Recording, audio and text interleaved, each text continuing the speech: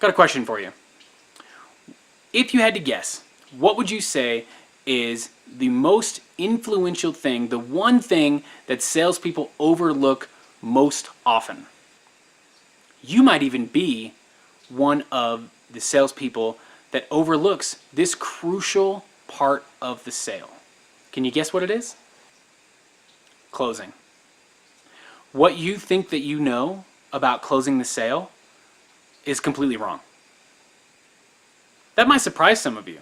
You go through your entire presentation and it was rock solid. The customer was nodding their head. Oh yeah, that makes sense. That's great. Okay, perfect. Oh yeah, I definitely need that. They're going through and they're giving you all the buying signs in the world. And you get to the end of the presentation, it's been rock solid, the best you've ever done. They've got stalls and they've got objections and they got to talk to so-and-so and they've got to check this out and it's not in the budget for this year and whatever else they're saying.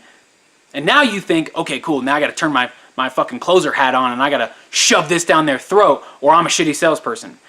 Wrong. You don't need to get better at closing. You need to get better at discovery. You pull out every single closing strategy that you have. You pull out all the stops. You make the perfect logical, emotional case. You don't lose your cool. And the customer gave you buying signs the whole fucking way, but they still won't do it. Why? You did not take the time to investigate what would actually move them towards action. See, most salespeople sell like they buy. And so there's two types of people in the world. There are people that are motivated by the desire for gain or a movement towards pleasure. Or there are people that are motivated by a fear of loss or a movement away from pain. So your product typically will do both for people, right? But as salespeople, often we will focus in on the thing that motivates us. So for me, I am a move towards pleasure type of guy. I realized that all of my communication to people is all about desire for gain. That's how I present.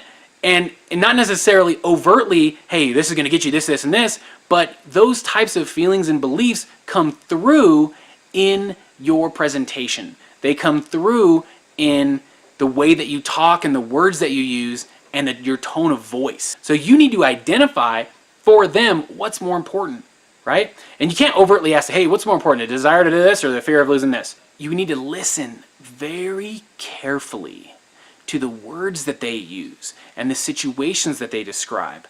And better yet, if you want to get the best idea for how your particular customer operates, ask them about previous purchases, especially if they've bought what you're selling before. So in my business, you know, it's tough because a lot of people have not refinanced their auto loans in the past.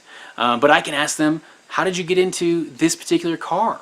Oh, okay, Kia Sorento, cool. How did you pick this one, right? Oh, well, this is one response, right? Oh, well, the last car that I had was a piece of shit and it kept breaking down and, you know, I had to get something new. That tells me that this person doesn't care about gaining anything. This person is worried about fear of loss, right? Loss of their job because they couldn't get to work. Loss of money because they have to get paid to get their car fixed. Loss of time because it's a huge inconvenience getting stuck on the side of the road with a busted ass car. On the flip side, if you ask somebody, oh, okay, cool, Dodge Challenger, how did you get into this car? What made you pick this one? And they say, oh, well, I love Dodge Challengers. When I was a kid, me and my dad, we built a Dodge Challenger together, and when this one came out, it was like, oh my God, it was a dream of mine to own one. And now, when I bought it, I was kind of, you know I really shouldn't have signed that paperwork at a 15% interest rate, but I drove it and I loved it so much, I had to have it. It reminded me of my dad, and he's passed, and it's just so nostalgic for me, and it's sentimental. That person has a desire for gain, right? They want to move towards pleasure, the pleasure of the nostalgia of reveling in those memories of building a car with their dad when they were a kid. And so, of course, they're going to do whatever they can do to get that vehicle. Now I know what motivates them. I can speak in their language. There's a scene in the movie Tommy Boy. And in this particular scene, they are trying to sell this dude some brake pads. And the dude is like, no, I don't want your brake pads because there's no guarantee on the box. and they're trying to overcome this objection super hard and failing miserably. And eventually Richard comes up and he goes, "Oh no, but sir, let me tell you some more about how our factory is state of the art and it does this, this, and this, and the brake pads come out fully ceramic," or whatever he says. I haven't seen the movie in a while. And the guy goes, "Whoa, whoa, whoa, little fella. You're not speaking my language. You're not talking to me in terms that I understand." They can agree with you on just about anything, but unless your presentation is framed in a way that aligns with the way that they want to buy, if you haven't identified that and tailored your presentation for that, that person will not buy. They will give you stall after stall, they will avoid you, they will not return your phone calls, and they will buy from someone else who is better than you and who figured it out, or just happened to be the same type of person they are and aligned with them naturally. This has been Foundation Friday with the Covert Closer. Thank you so much for watching, and if you like this video and you want to get more free sales training like this, then head over to salesespionage.com where you can join our Sales Espionage Mastermind. Once again, thank you for watching, and I'll see you guys next week.